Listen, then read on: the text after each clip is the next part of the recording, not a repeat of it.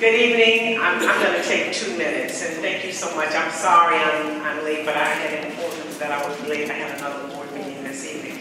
But I'm Brenda Muhammad, and I'm running for re-election to the Atlanta Board of Education.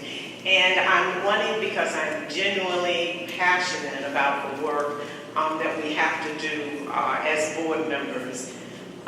It's saying that it's for the children is sort of a cliche that you will probably hear all of us say. But really, for me, it is a philosophy of service. It is about doing those things that ultimately benefit our children. And I have had an opportunity in the years that I've served to work with a distinguished board and be able to accomplish some of those things, i.e., one, having the first community charter school in a neighborhood with the neighborhood charter school, and I'm very proud to have supported that. The other is over 10 years working to make sure that we get funding set aside for one of our primary high schools in our community, which is now being embraced by many in our community. The other is working using very good choice some years ago to make sure that we had over $200 million set aside in a reserve fund.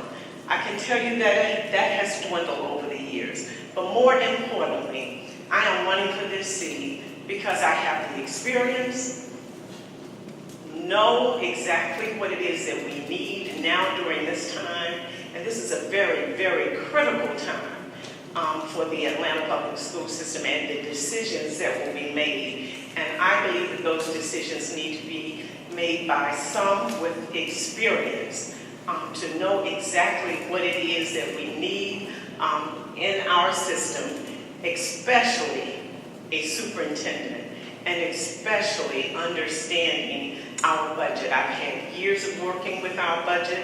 I've had the opportunity to serve as the chair of a search committee and have served these years knowing and being able to recognize what we need most in a superintendent.